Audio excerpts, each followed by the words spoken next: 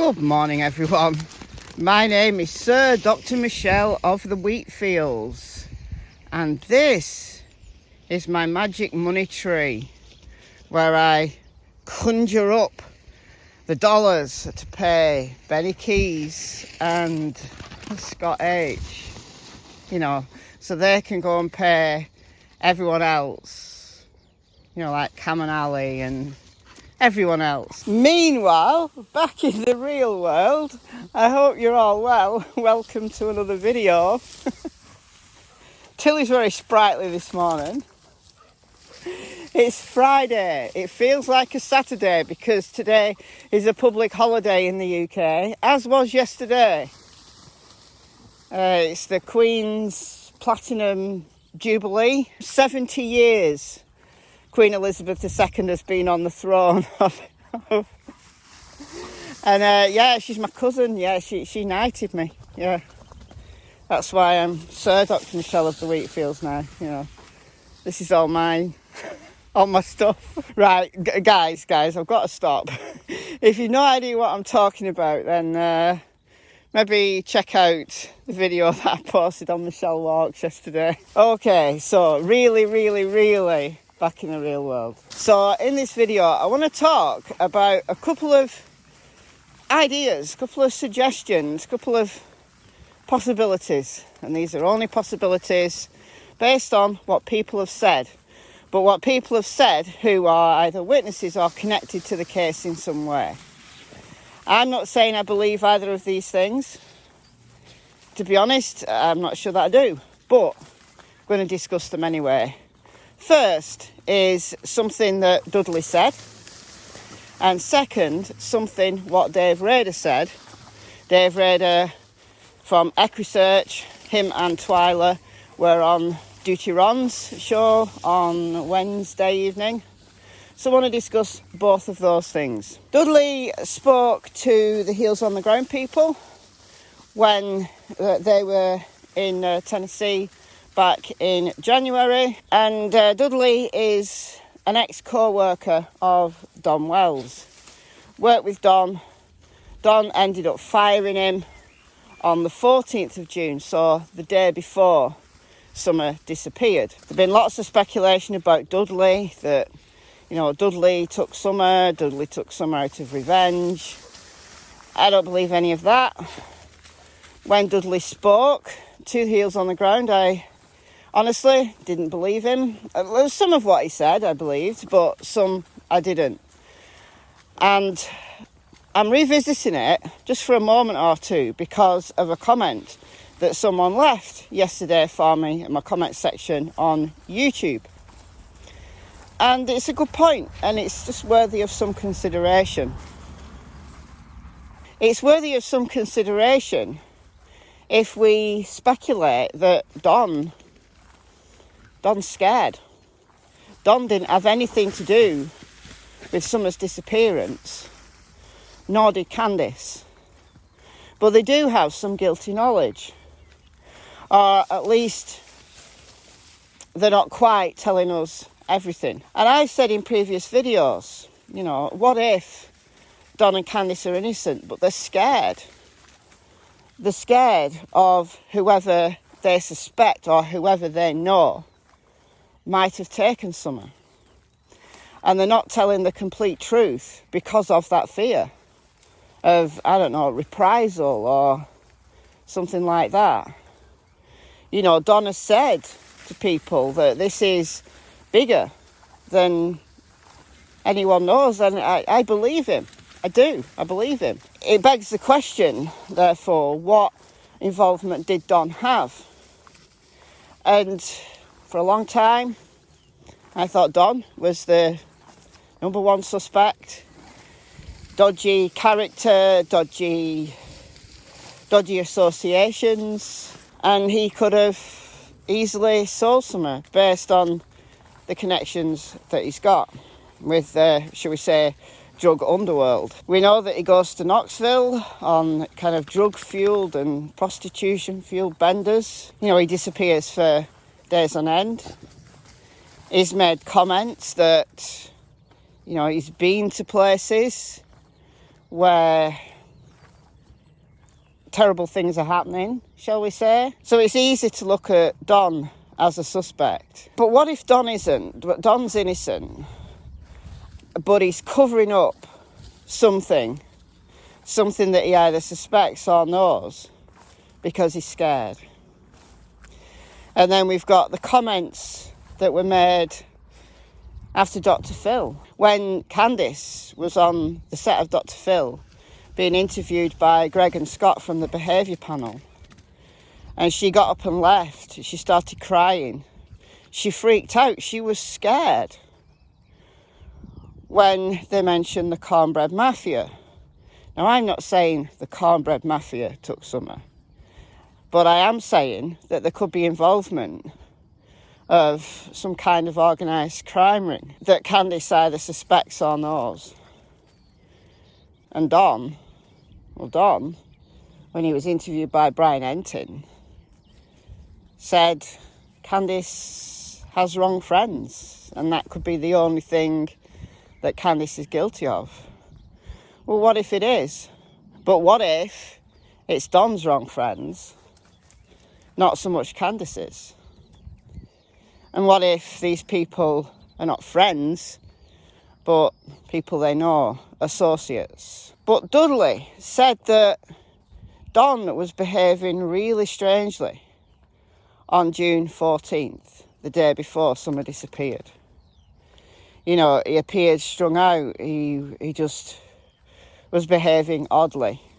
Looked very upset, Dudley said. Dudley talked about, well, what if that was because Summer had already gone for whatever reason, whether she'd passed away, they've hidden her body or something else in the days preceding. And what if he couldn't contain it anymore? And on June 14th, he was so upset because of that. And then the day after, June 15th, was all a plan.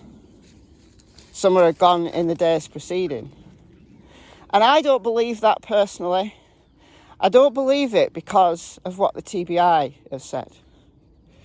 That they've continued to say since June 16th, and they've never changed the timeline. So if it had ever come to light that Summer wasn't seen by anyone, and everyone's covering up, like H is lying, Ali's lying, she just wasn't seen at all, and they either know or strongly suspect that she disappeared in the days preceding June 15th, I think the TBI would have told us. Just like Hampton Police Department in Virginia told us. The timeline of when little 4-year-old Cody Bigsby disappeared is different. The timeline goes back further than what Corey Bigsby, Cody's dad, had told the police. Corey told the police that Cody disappeared on January 31st, but they want to know Corey's whereabouts and sightings of Cody going back to November 2021. I think the TBI would have put the word out, would have told us, if they suspected at all, in the slightest, that Summer disappeared on any day other than June 15th.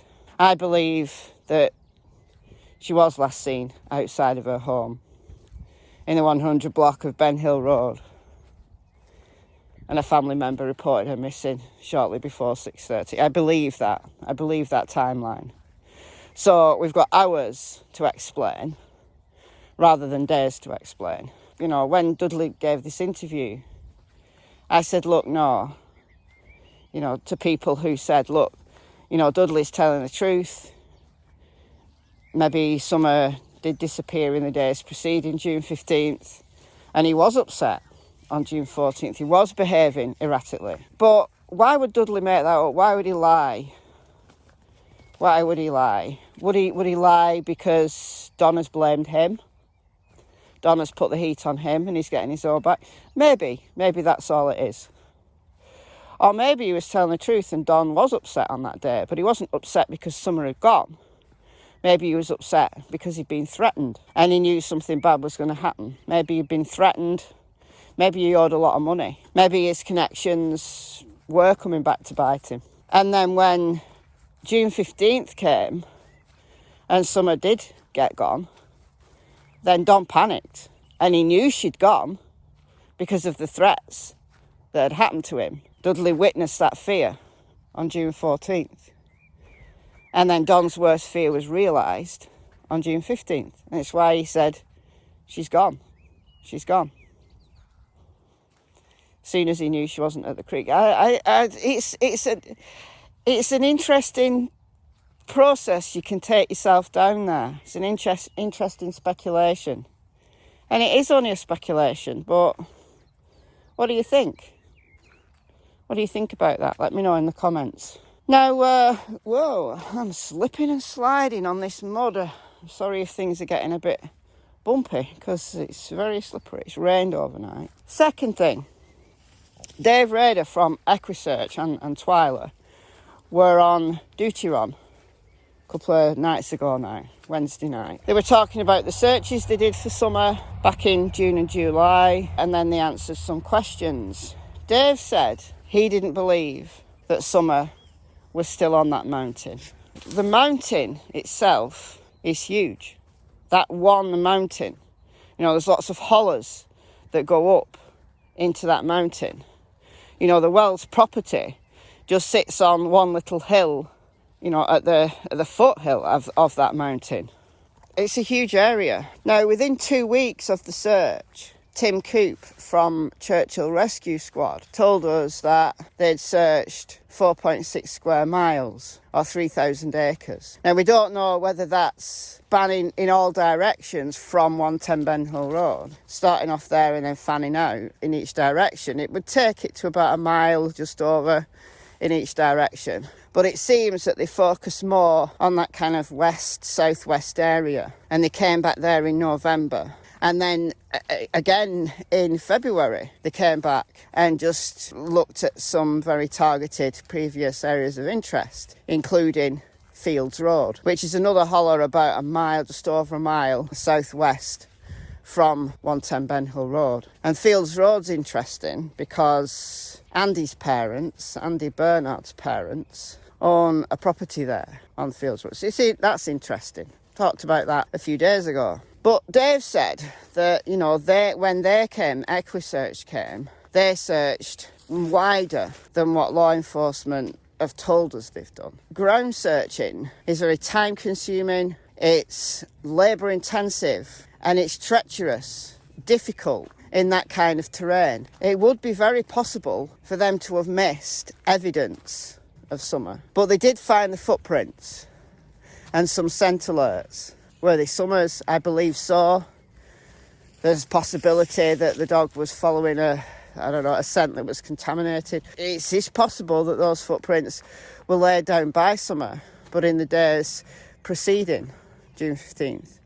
But I do believe the footprints were there. So they found those. So if Summer had been really close by, I believe that they would have found either her alive or sadly deceased, or at least some more evidence that she'd been there. And there might be more evidence, there might be more scent alerts or footprints or whatever that we've not been told about. There's always that possibility, but Summer has not been found. But Dave said that given all the searches that they did, you know, the drones, the technology that has been thrown at this case by Equisearch, but also by law enforcement. But law enforcement have been very targeted in where they search, which leads me to believe that they know things, or at least they strongly suspect things, that they're not telling us, because obviously they want to maintain the integrity of the investigation, and that's good. But is Dave right? Is Summer not on the mountain at all?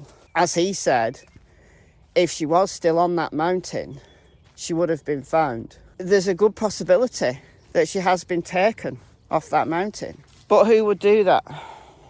Well, could be Don, Candice, covering up an unfortunate accident. It's not a theory that I favour, but it's there. Or Don and Candice are innocent. What they're guilty of is knowing more than what they're saying, because they're scared. They don't open up. Fear of reprisal. And if that's the case, who would do such a thing? You know, your average backyard drug dealer isn't going to take a kid because you owe them money.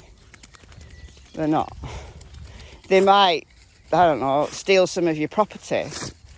They might beat you up. They might threaten you, but they're not going to steal your kid. They don't really bother with children. That's up in the ante a lot. But organised crime rings who do operate in East Tennessee, has Don come into contact with those people? Not that he's sold Summer, but he owes them something. Some of these organised crime rings are drug operations, but they also deal in the most horrible cargo of all, humans, because they know there's a market. This is horrible to say, but it is possible. So it kind of ties in the possibility that Dudley was telling the truth and Don was upset on June 14th because he knew he'd been threatened. And then June 15th, he reached the conclusion that she'd gone very, very quickly. Could that be because he'd been threatened? And Dave Rader is right that she has been taken off that mountain. But it's also possible that she's still there on that mountain somewhere. And the reason why they haven't found her is because she was taken inside a property. Right, he was down to neighbours and people in that area to search their own properties. Now, of course, the helicopters, the drones, you know, the heat-seeking technology would have searched the terrain, and, you know, some of that technology can identify areas where there's been disruption in the ground, you know, spots of heat. But if she'd been taken inside, they wouldn't have known. So if someone did take her, if someone perhaps went in the days before to 110 Ben Hill Road and were threatening, and then Don knew she'd gone, and perhaps she was taken inside a property. I've always said that this is not a stranger abduction. If Summer has been taken by somebody and somebody other than the family is responsible, then it's someone who knows the area very well. Either because they live there very close, so then you're looking at neighbours as suspects, or someone who knows the area very well. That's why I've looked at Don Sherfy Jr. very closely, because of the charges he's got. Child P, he's not convicted yet. His father, Don Sherfy Sr., tells us that he was not interviewed by the police. I hope he has been by now, but he was missed originally in the interviews. But there are other RSOs in the area who have exactly the same charges and have been convicted of as Don Sherfy Jr. It begs the question, these people know each other. Could be a coincidence that all these people have got the same charges and, in 2 cases, convictions. It could be a coincidence that Jodie Sue Brown, Andy Bernard know these people. Get off the pitch. Tilly, Cassie. It could be a coincidence that Randy Haas was allowed to use the internet. He's not meant to be using the internet at the Bernard properties. Could be a coincidence that Randy Haas's wife is Polly. Polly's Andy's mother. It's her cousin. It could be a coincidence that Frank Light, RSO, who lives very close to the wells, also has the same charges, and Jodie Sue has defended him. All could be a coincidence, but it could be that these SOs have been in some ways working together, are connected to a P ring. And it could be that once Don and or Candice fell foul of these people, that they knew there was a market. I don't know, you guys. I'm naming names not because I know this to be the case. I'm naming names because these people were right there in that area. And given these people's convictions, given these people's associations, and in Geordie Sue's case, given her extreme insertion of herself into the case, we do have to ask those questions. We absolutely do. So, let me know what you think in the comments below. Get off the pitch. Tilly, Cassie, come on.